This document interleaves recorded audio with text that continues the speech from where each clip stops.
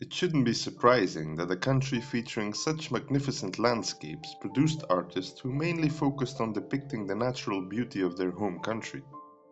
One painter, Thomson, completed some of the country's most iconic paintings. Works such as the jack pine and the west wind have become cultural symbols in Canada. Many of Thomson's paintings depict rivers and lakes, and that's exactly what makes some of his final paintings so tragic. Although he was an excellent canoeist, he died during a canoeing trip in the year 1917, which was the year that he completed the jack pine. Although unlikely, rumors of foul play remain to this day, but no evidence has ever been found. In this video, you'll learn all about Thomson, one of the most intriguing figures in Canadian art history. I'll also take a closer look at the magnificent landscapes he painted, and those of Canada's best-known art group called the Group of Seven.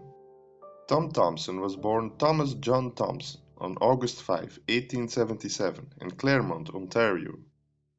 He was the sixth of 10 children and grew up in the small village of Leith, Ontario. This place is situated on the south shore of Georgian Bay on Lake Huron.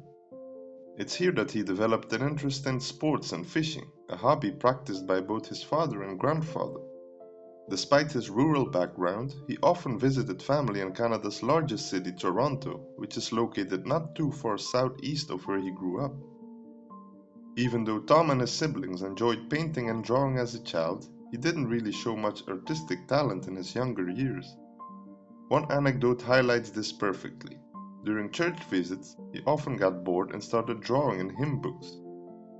He drew funny figures to make his sisters laugh. He also drew them and made them guess who was who. His talent to draw people wasn't sufficient to make this clear at the time. Then again, very few of his future paintings and sketches feature people, and that was probably a good idea. When his brother opened up a business school in Seattle in the early 20th century, he followed him. He briefly worked as an elevator operator in the former Diller Hotel in downtown Seattle, but eventually got a better job. Until the end of 1904, he worked for several years as a graphic designer. It's here that he managed to sharpen his artistic skills, as his work ranged from designing business cards to flyers and posters. Despite this notion, art remained just one of his many interests during this period when he was in his 20s. He moved to Toronto and got several more graphic design jobs, including one at Grip, a revolutionary design company at the time. Thomson not only worked here briefly, but the company also employed several other people who became some of Canada's most famous artists. James Edward Hervey MacDonald, for example, was the senior artist at the company and one of the members of the Group of Seven. The same applies to Arthur Lismer, Frederick Varley, and Franklin Carmichael, who all worked at Grip at the time. I think this clearly shows how important this company really was in Canadian art history. As for Thomson, he was unfortunate enough to die before the group was officially established, but more about his tragic death later on. What's fascinating is that Thomson, who was in his early 30s at the time, still didn't take art serious. He made illustrations, yes, but these didn't reflect the type of oil paintings that made him so famous later on.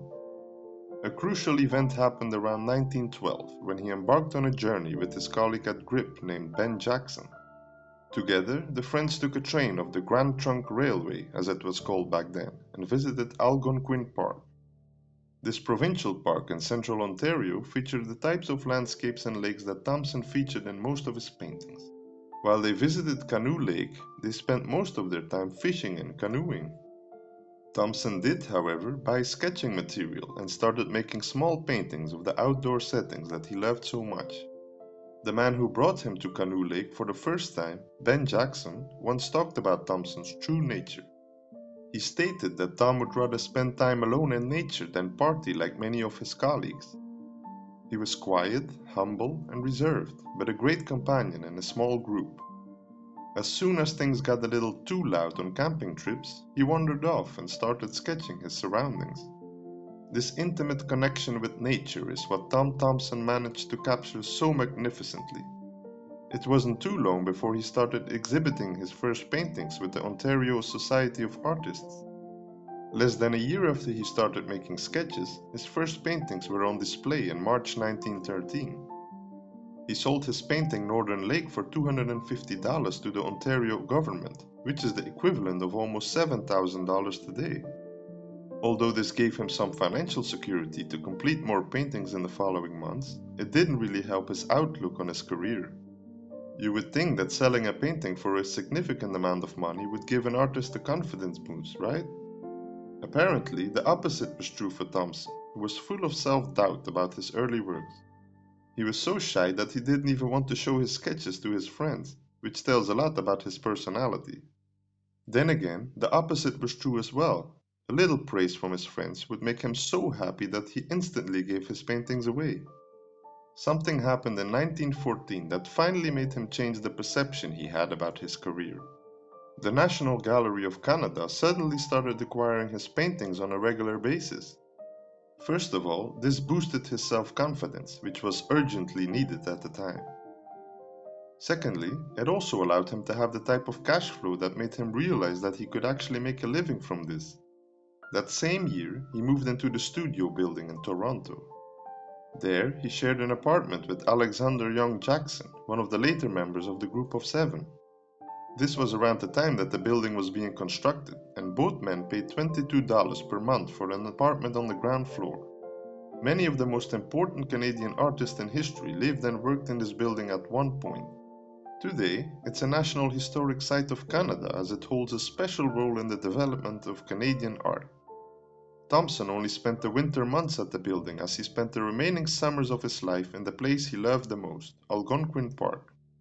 Although he gained more confidence in his ability, his financial future remained uncertain during the following years. Thomson occasionally sold a painting but still had to take on odd jobs such as a park ranger, firefighter, and tour guide. He exhibited again 4 paintings at the exhibition of the Ontario Society of Artists in 1916, and his work received mixed reviews.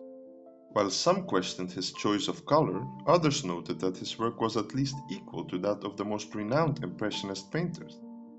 It was only going to be a matter of time before Thomson's work would have gained international recognition. Although he never had enough money, he planned to hop on the Canadian Northern Railway to paint the Canadian Rockies in April 1917. Unfortunately, tragedy struck way before he could make his plans come true. On July 8, 1917, Tom Thomson probably drowned in Canoe Lake. I say probably because that's the official story. There is no certainty that this was the place where he drowned or if he drowned at all. His canoe turned up later that day and his body was found 8 days later. What's remarkable is that he had a large wound on his right temple. He had also been bleeding from his right ear. Some conspiracy theories claim that he was murdered or even committed suicide, but no evidence points toward any of these. According to a popular story, he was trying to catch a large bass fish that day.